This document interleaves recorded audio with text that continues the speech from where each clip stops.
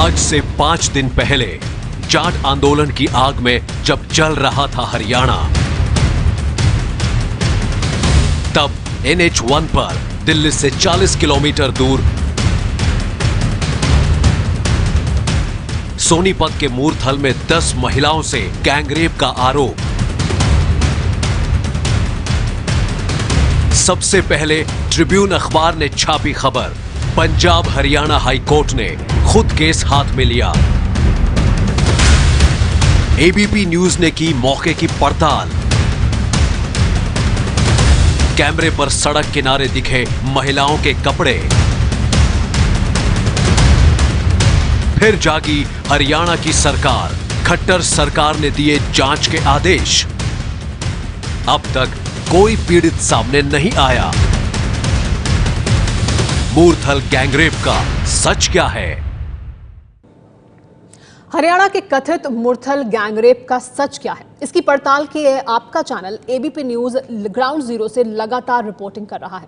इस बीच घटना के दौरान मौजूद एक ट्रक ड्राइवर ने चौंकाने वाले खुलासे किए हैं। ट्रक ड्राइवर का साफ कहना है कि उसने गैंगरेप की घटना को अपनी आंखों से देखा है। हालांकि ABP न्यूज ट्रक ड्राइवर के दावे की पुष्टि नहीं करता है।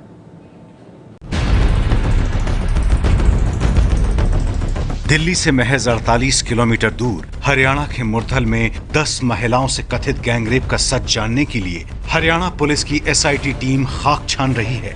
कथित गैंगरेप हुआ था, इसकी पुष्टि करना पुलिस के लिए इसलिए मुसीबत बना हुआ है क्योंकि ना तो वो किसी चश्मदीद तक पहुंच पाई है और ना ही कोई पीड़ित पुलिस के पास आया है। लेकिन ABP न्यूज अब तक का सबसे बड़ा खुलासा करने जा रहा है, घटना वाली जगह मौजूद चश्मदीद के जरिए। ये है ट्रक ड्राइवर निरंजन सिंह। 22 फरवरी को मूरथल में जिस दौरान जाट आरक्षण आंदोलनकारियों की भीड़ ने इंसानियत को शर्मसार किया, उसे इन्होंने अपनी आंखों से देखा था। शर्मनाक था, पूरा शर्मनाक था जो महिलाओं के साथ हो रहा था। हमारे सामने कपड़े फाड़े, महिलाओं के कपड़े फाड़े हैं। महिलाएं चिल्ला करके भाग रही थी। कोई ये कितने बजे की बात है? ये दिन की बात है, उसी वक्त कोई 12 वो तो पहले ही काम शुरू हो चुका था 11 साढ़े 11 बजे दिन में 11 साढ़े 11 बजे। ABP न्यूज पर चश्मदीद के हवाले से आपने देखा कि कैसे आंदोलनकारियों ने महिलाओं की इज्जत को तार तार कर दिया। बहू बेटियों के साथ किस तरह से भीड़ ने हैवानियत की सारी हदें पार कर दी।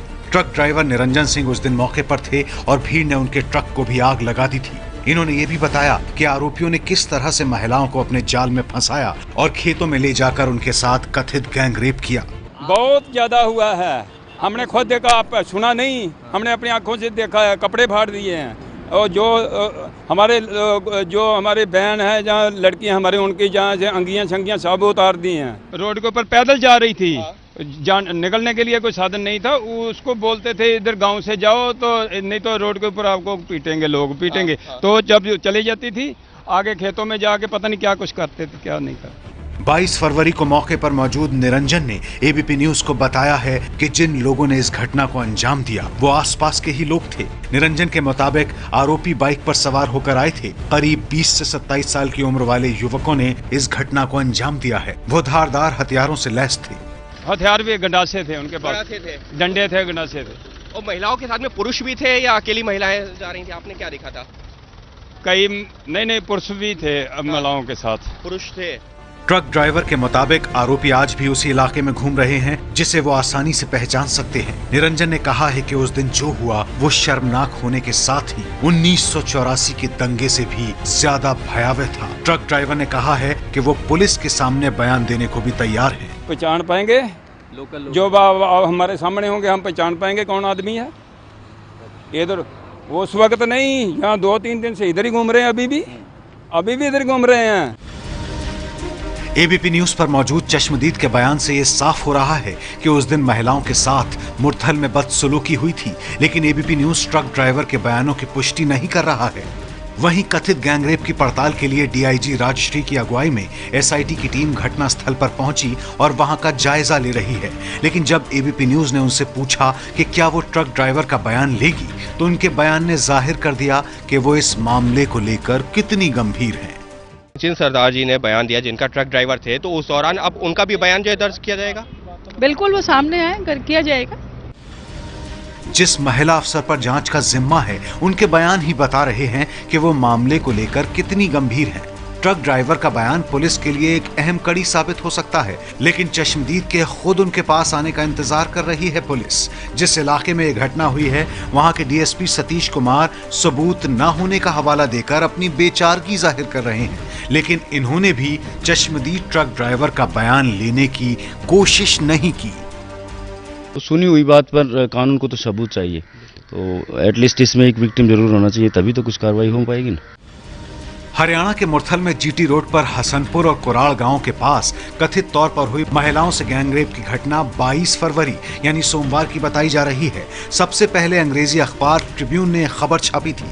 अंग्रेजी अखबार ट्रिब्यून के मुताबिक जाट आंदोलन के दौरान ही हरियाणा मुरथल के पास नेशनल हाईवे 1 पर सोमवार की सुबह कुछ गाड़ियों को रोका गया और उनमें सवार करीब 10 महिलाओं के साथ सामूहिक बलात्कार किया गया। इस दौरान महिलाओं के कपड़े तक फाड़ दिए गए और उनके साथ मारपीट की गई। कुछ महिलाओं ने पास के ही सुखदेव ढाबे में जाकर अपनी जान बचाई थी। लेकिन आपका चैनल एबीपी न्यूज लगातार ग्राउंड जीरो से रिपोर्टिंग कर रहा है, जहां पर ये पूरी घटना हुई और जानकारियां भी एबीपी न्यूज को एक के बाद हासिल हो रही हैं। एक आपको बता दें, मुरथल कथित गैंगरेप केस में एक और ट्रक ड्राइवर सामने आया है, जिन्होंने कहा है कि उन्होंने महिलाओं के साथ बदसलूकी होते हुए देखी है। ट्रक ड्राइवर सुखविंदर से एबीपी न्यूज संवाददाता अंकित गुप्ता ने बात की है, तो एक और ट्रक ड्राइवर चश्मदीद के तौर पर सामने आया है और उसने भी माना है कि उसके सामने हुई ये बदसलूकी महिलाओं के साथ।